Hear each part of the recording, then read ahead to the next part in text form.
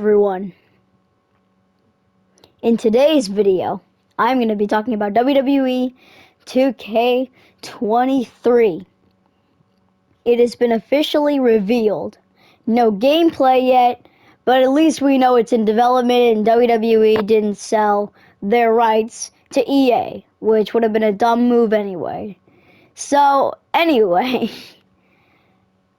as you can not see, WWE 2K22 is not perfect. It does crash all the time, but that has been. And today I am going to talk about the new game, WWE 2K23, and talk about my wish list and, what we can expect from the game. Normal stuff, right? I think. Anyway, this will also kind of be a review of 2K22. I may have already done that, but I'm running out of ideas, so I need to put something in here. And they will all be criticisms of the game, in case you're wondering. Anyway, let's get it started. Starting off with what the game can improve. What the game can improve that is already in this game, but what the 2K23 can make better. Starting off, my GM. It's not bad by any means. Is it good? Yes. But is it great? No. The original GM mode will always be superior. There's no doubt in that. But that doesn't mean they can't improve it. Here's what I mean. Like, maybe add the Intercontinental and US titles. They've already been improving on the mode within updates. They've already added literally a new match type, or not new match slot for the game. Sorry. Anyway, I'm being stupid. Sorry. This me being my daily stupid, but that doesn't matter at the moment.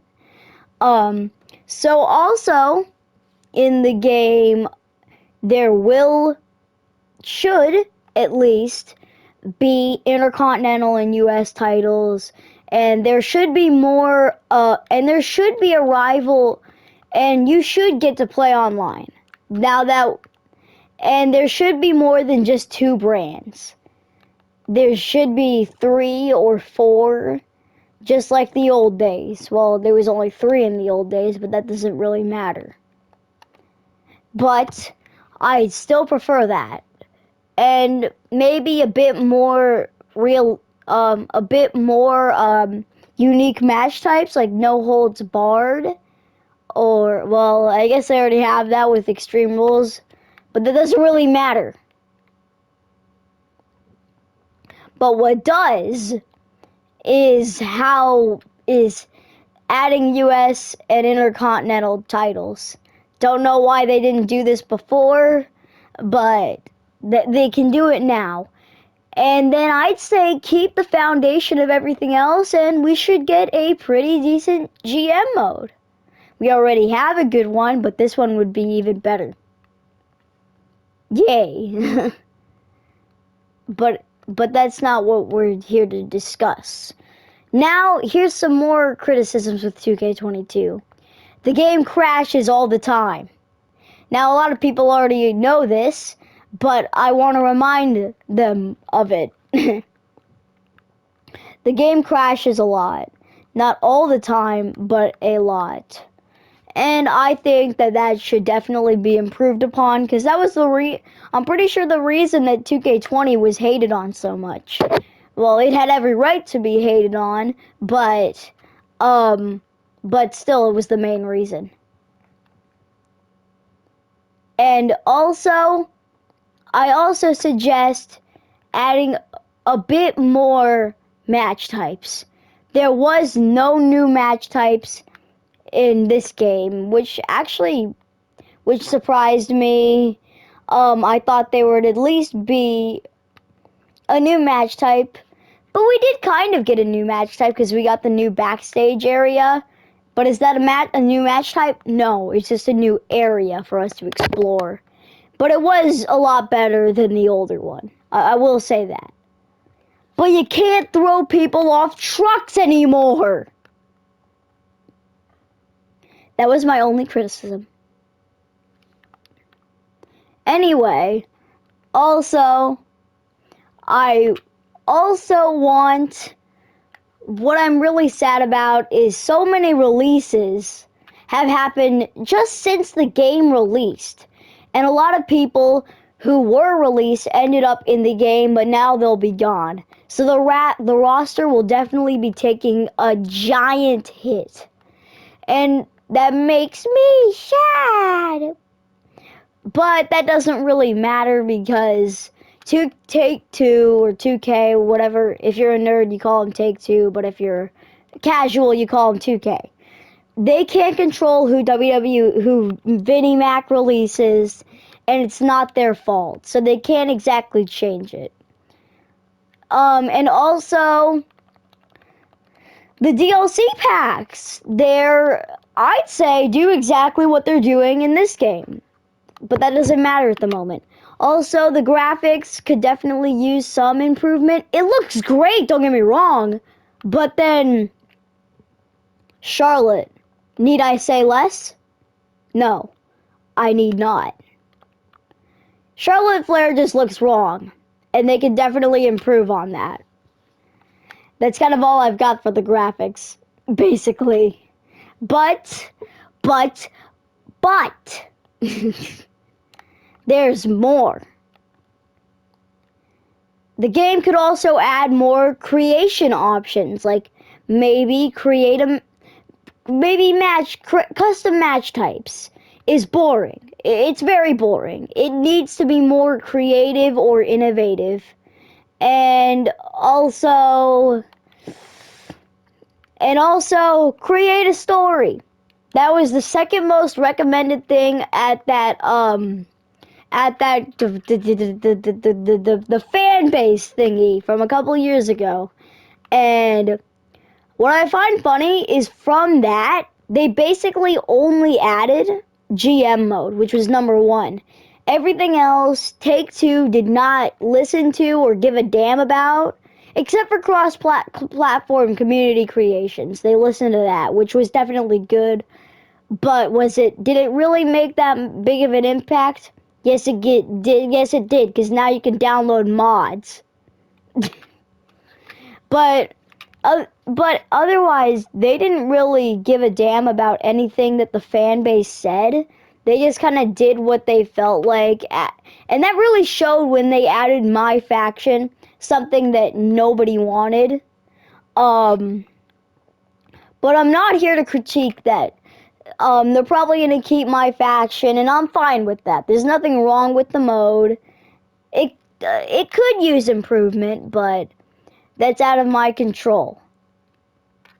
I can't seriously, it's out of my control. I can't do anything. I don't work for Take-Two or 2K. If you're a nerd, you call them Take-Two. I've said that a billion times. I'm running out of jokes. Anyway, I am definitely getting this game when it comes out. Definitely, no doubt. Because they already have a strong foundation with this game to build off of. But I'm not done. Oh, you thought I was done? I'm not. They could also add more customization when it comes to editing wrestlers that already exist. They could add special guest referee matches, Inferno matches, really anything to make the game better. Just don't bring back 2K originals. Please don't. But that's not what I'm here to talk about. Well, it kind of is, but I don't care. Anyway, I also think that was weird. If you're looking at the screen, then you know it just happened. And you know it was weird. But that's not what I'm here to talk about. I'm here to talk about 2K23. Now, when will it come out? They said between March of 2023 and November of this year, and between March and November of the next year, I think. I do believe it will be held back to March, but that's not really held back considering it's about a year from when this game came out. So take it or leave it. Anyway, I also believe that they could add some new characters that were included in the game. Like Cody! I'm sorry if you used headphones. I should have thought about that first. But that's not what I'm here to talk about. Or is it? I'm kidding. Also, Austin Theory just looks wonky. Sure, he looks good, but he looks a little weird. Also, I do believe that they could add a couple more modes and add on to My Rise. But that's really about, and fix all the bugs and glitches, but don't fix the ragdoll physics. I actually love that. But. So, what did we learn from this episode? We learned that they could improve on My GM, a couple models, like Charlotte. They can add more characters, like headphone warner users. Please, I warn you, mute your device. Cody! Or they can just leave it. Or they can add it, or they can just do it, and they can add a couple things to the creation suite. And we also learned that they can just keep doing what they're doing, basically. Some characters do look wonky, but that could be arranged. I understand that. And everyone from the DLC packs in this game should definitely be in that game just as regular characters, and they can find other people to put in their packs. And add Zelina Vega. And that's pretty much all I've got for today. But what I want the most out of all of this stuff is